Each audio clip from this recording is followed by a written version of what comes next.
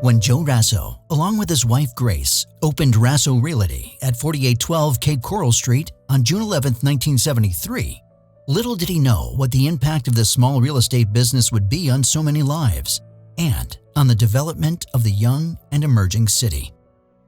There were only about 18,000 people living in Cape Coral 50 years ago, but when a family wanting to make Cape Coral their dream destination and ultimately home, they quickly learned Raso Realty was dedicated to finding the right home for them. So in 1975, because of my dad's love of golf, he said to me, being the oldest of 5 daughters, why don't you come work for me? In other words, he wanted to go play golf and wanted me to run the office, which I did. So I stayed here and ran the office. I became the broker here. And I did that until 1994, when I passed the business on to my son, Dennis. And the reason I did that was I knew that he would take it to the next level. Well, my vision is to hopefully continue with the same values that we were founded on: customer service, putting the client first, making sure that's the most important, building relationships. And that's the way we've built our business over 50 years, is always having relationships, because everybody can get you the same information, but it's about building that connection with people and staying in touch with those people over the 50 years. It's always been about involvement. My grandpa and grandma started the Italian American Club, so they got involved in a social club to not generate business, but just generate some roots in the community. And that's kind of, in order for a business to be successful, you have to have roots in the community. If you don't, you're not going to get a good client base, you're not going to get referrals. But that's the most important thing, I think, going forward, will be keeping that community involvement. This friend of ours, Carol DeZio, and I came over to Cape Coral. Never been to Cape Coral before. Saw the signs, but that was it. And we met at Raso Realty with a gentleman named Rod Paleo, who was big in the Italian American Club, with Joe Raso. Joe Raso is, as you know, Kathy and Gloria's father and Dennis's grandfather. Well, he asked us what we were interested in, and we weren't sure. We didn't know anything about Florida real estate, and he said, well, what's your dream?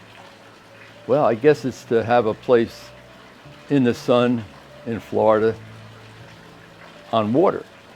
We go back to the office, and he said, well, let's go over to the Italian American Club and have lunch, which we did. And that was Joe Raso. He was affable, very, very friendly, and very, very easy to talk to. There was nothing high pressure about it. From then we can kind of fast forward to the year 2000, and we met Dennis and said that we need something bigger. So he took us around and showed us several properties, but came up to the northwest where we are now. So we have a relationship with the Raso Realty from 1978 and, well, until the present. You don't become the city's longest-serving real estate business without that type of dedication. Thousands of homes have been bought and sold by Raso Realty customers in Cape Coral and Southwest Florida, and dreams realized.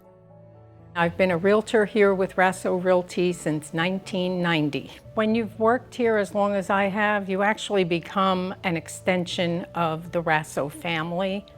We've been to weddings, we've been to funerals, we've been to births, grandkids, nieces and nephews, and those are fond memories. My husband and I decided we were going to retire in Florida, so we found Raso on the Yellow Pages. I think back then we still had the Yellow Pages. You build a relationship with your agent more, and so we decided we were going to start buying and fixing up houses and renting them out or flipping. Back in those days it was very, very popular, and Raso was right there. We were getting calls when we weren't even looking, and it's like, I've got this great house for you. And so we'd go, and they were always available. Here's how it all happened. I wanted to find the best realty company in Cape Coral. So I typed in best realty company in Cape Coral, and Raso Realty came up. And I think, I like that. So I came down, I talked to Dennis, and I said, I just got my real estate license. And he said, you're hired. number one. And then I found out, you know, the history of it with the family and everything, and that's what I really like, because I've only ever worked for family-owned businesses. There's always a connection with everybody, aside from a corporation. So, Raso Realty has played a role, both large and small, in almost every single event in Cape Coral's history over the past 50 years. It's been a good experience. I came into it in 2009 when the market was slow. Deals weren't as common and they were a lot smaller then, but you know, we learned how to do short sales, and Gloria and I were listing REO properties for Bank of America at the time, and you know, it's kind of come full circle to really busy market now the last few years, and we're doing tons of deals, and you know, it's a very busy market. Okay, we kind of met Pat by accident, because we were getting extremely frustrated with the market because it was very difficult to find a home that had the elements that we wanted and needed. And so we went to Zillow, actually, because the houses that were popping up were going so fast. I told Zillow, we're coming down, like right now. I need to hook up with somebody in the area. And what they did is they hooked us up with Pat. Raso Realty realtor Gloria Tate, the daughter of Joe and Grace Raso, who is the second longest serving Cape Coral City Council member in the history of her city. She's not only been a part of history, but made history in the city over the past 5 decades. Well, we actually came in 1960. We arrived the day of Hurricane Donna. And my dad had this true vision that this was going to be the place to raise the family. Well, my dad was a bartender, and he came here to be the first bartender.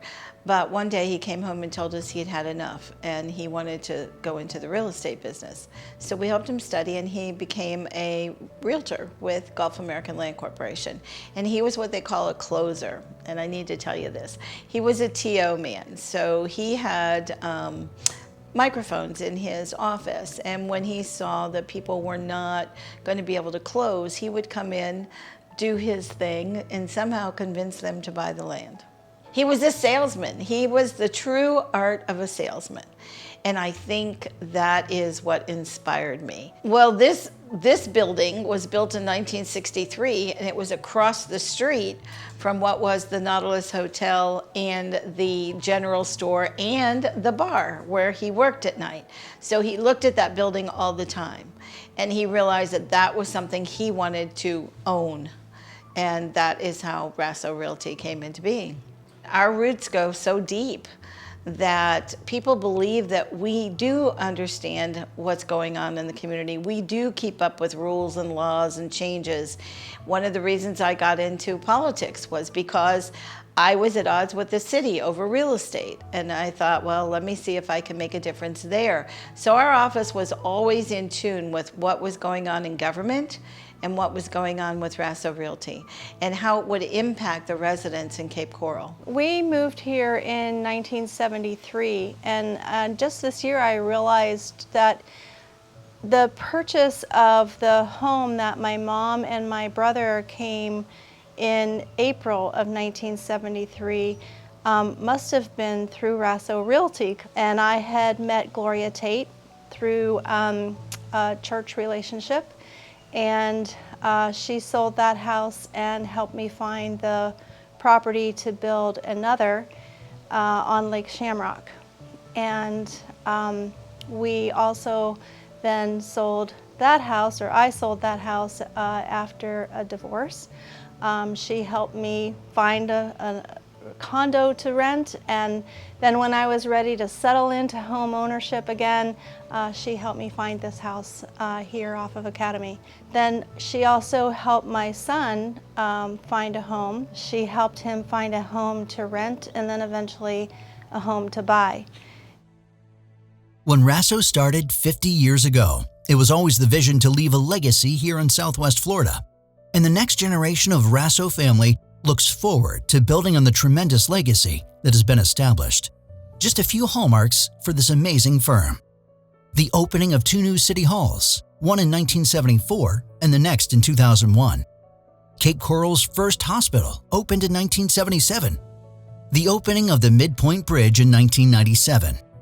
The opening of the Cape Coral Art Centers and History Museum. opening of a new police headquarters, as well as the building or rebuilding of 12 new fire stations. The opening of the city's first 2 high-rises, Cape Harbor in 2003 and Tarpon Point Marina in 2009. The start and continuation of the Utilities Extension Project, bringing full city utilities to the city by 2045. The revitalization of the downtown area with new mixed-use projects on the way. The creation of over 20 new parks.